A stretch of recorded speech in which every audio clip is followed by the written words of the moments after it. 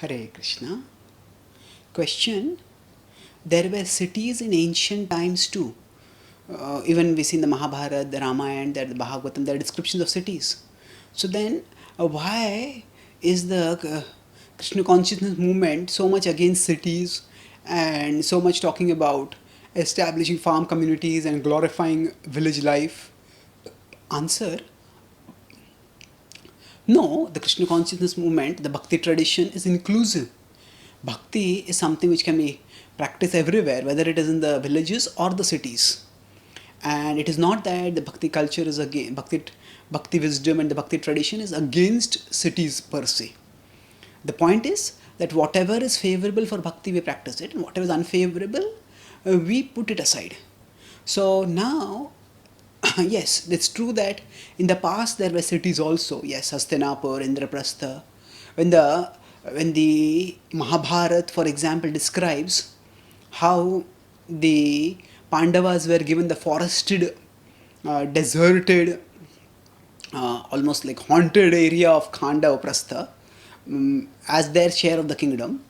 And then the Pandavas converted that into Indraprastha, a flourishing city where all the four Varnavas were living prosperously, and the Pandavas built magnificent palaces.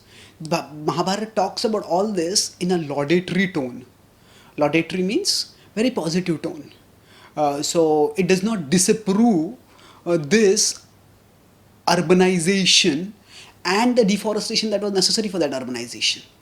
So the point is that it's not that the Bhakti culture necessarily has to be against urbanization. At the same time, there is a difference between the urbanization that was there in the past and the urbanization that is there today. Much of today's urbanization is parasitic, whereas the urbanization in the past was symbiotic. Now, symbiosis means that two organisms live together and both benefit each other. Whereas parasitic means that one organism lives at the expense of another and exploits its host organism. So, to some extent, to a large extent, today's city. So now every economy, if we look throughout history, there will be this distribution of rural and urban landscapes. So there will be some cities and there will be many villages. The important thing was the villages were largely self-sufficient communities, and that way they were not affected by the upheavals that took place at the national or the political levels. So whether one king ruled or another king ruled, they basically gave a certain portion of the taxes to the ruler, and they got the protection whatever was needed, and they lived their own lives. So there was no disruption of their livelihood because of this kind of situation. This kind of situation means because of the change of political upheaval. So basically, there are self-sufficient village communities, and the cities were the places where there were visible strongholds of power, and they offer protection and security to the larger village community.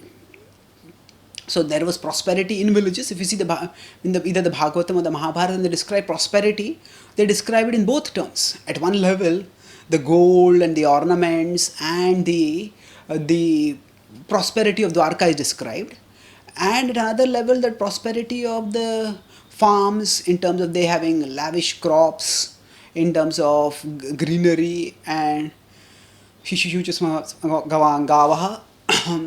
that all the cows were giving lots of milk.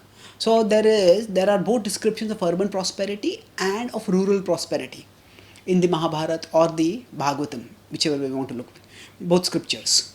At the same time, as I said, if you look at the modern urbanization, there are ways in which it acts parasitically. That means the way today's socio-economic structure is that in many places farming has become an unviable option, a financially unviable option. And the government's focus on equating development with industrialization leads to often neglect of farming. And then there is mass migration of people from villages to cities, and often the standard of living that people have in cities is terrible, where they live together, millions in slums, and they have to drink dirty water, breathe polluted air, and eat substandard foods. And this still because there is certain infatuation with city life. And although the standard of living overall in the cities of the people may be poorer, much poorer than what it was for them in the villages. Standard means the health and the hygiene and things like that. But still people come to cities because that's what is glamorized and that's what they're infatuated with. So this is not a economically sustainable model. And often the cities also require so much resources that those resources get drained from the neighboring rivers. For example, some cities, they create so much effluents into the rivers that, and they send those effluents into the rivers, that the neighboring villages, they can no longer be sustained, that they have to take in the polluted water, and then the people get sick over there, the crops don't grow properly, the greenery over there dies, and then the cows don't get anything to any pasture land. So this is how, what I'm saying, that in many ways today's urbanization is parasitic.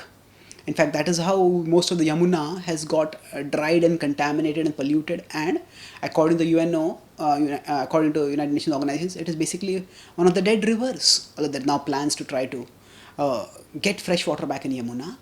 But the point is that this is what has happened. So there is this parasitic mode of urbanization which is undesirable. So now when there is a critique, when Srila Prabhupada criticized the modern lifestyle, his point was two things. First is that there has to be an adequate respect given to simple living in harmony with nature and in proximity to nature. And as Prabhupada said, that if you have a cow, if you have a patch of land, and if you have Krishna, that's enough for living. So, as he wanted some devotees to demonstrate this. And within the broad devotee community, there will be different devotees with different levels of inspiration. Different, not only levels, different kinds of inspiration. So some devotees may feel inspired to take up this model of self-sufficient, eco-friendly farm communities and develop that. And that is very good, because that the world will. So there are some people, a good number of people, who are interested in eco-friendly living, and if they see how spirituality fosters eco-friendly living, then they will become attracted to spirituality also through that. They'll become attracted to bhakti through that, and that will also. There are people in the villages, and they can also become attracted to bhakti if their financial and other needs are taken care of through the help that is offered by devotees by establishing these communities and sharing the know-how for establishing these communities with those villagers. And this is what many farm communities are doing. So there will be some devotees who will be inspired to do that. And now some of those may be so zealous that they may equate the practice of bhakti with this, and they may say that in the cities it's not possible to practice bhakti only. Now that is an extreme statement. Bhakti, if it is transcendental, if it's transcendental to all material designation, then it is also transcendental to the designation of being a urbanite. Bhakti can be practiced by anyone and everyone, wherever one may be in, wherever one may be. One may be in a village or one may be in a city, anywhere one can practice bhakti. So yes, we may say that, oh, there are so many artificial things in today's world. But yes, most of us have grown up in a culture where those artificial things have always been there, and they are just a part of our fabric now. And to give up those things and to live, for a few days it may be a relief. But after some time it may well be a loss. Sometimes when the mobile rings too much, we get too many messages, too many mails, we feel, I just don't want any of this. I want to be alone. But for most of us, a few days alone, it may be rejuvenating. But if you're told rest of your life you stay without this, we may find it quite boring. We feel that I'm missing so much in my life. So if we have grown up in a particular culture, particular way of living, it's not that we have to necessarily give it all up for the practice of bhakti. We just have to bring Krishna into that. And there are many wonderful ways in which we can bring Krishna into our practice of bhakti. And those are what, as devotees who are living in cities, we can come up with those. So yes, there are now through the internet and through social media, so much devotional outreach is also happening. So one thing is, there will be the critique of urbanization is because it is parasitic, and we would like to demonstrate symbiotic modes of living also. Along with that, while that is required, that will require focused attention, and some devotees will do it. But along with that, within the urban structures also, devotees can practice bhakti and create devotional subcultures wherein they will demonstrate how to practice, how to practice spirituality even within the urban centers. So that way we all can practice bhakti. So we should avoid infatuation with modern urbanization. But so if we are too infatuated, we will think that, oh, if we just get a better gadget, a faster car, if I can just get a bigger house, then oh, that's not all that I need for becoming happy. That sort of infatuation is an illusion. But if we, so by our philosophical study, by our purification, if we can break free from that infatuation, then thereafter we can ourselves practice bhakti within the urban structures also, and we can share bhakti also widely. So when Prabhupada asked where is the best place for building a temple, he said a temple is like a hospital. So what is the best place for the hospital? Where there are maximum patients. So he said in the cities. In the cities, that is the best place for the temple to be. That's where we will build the temples, Prabhupada said. So Prabhupada wanted temples to be in the cities, and that means that devotees would be living in the cities. It's not that everybody who's connected with the temple is going to live in the temple and be a renunciate. There will be devotees living in the city and other places. And then they will be a part of the urban socio-economic structure. And he also expected them to practice bhakti there. And he has given us the wisdom in his books, and those who have followed him, they can share that wisdom with us. So we have to avoid the extreme of condemning urbanization per se, but at the same time we also need to avoid the contemporary extreme of being infatuated with urbanization, and we focus on utilization.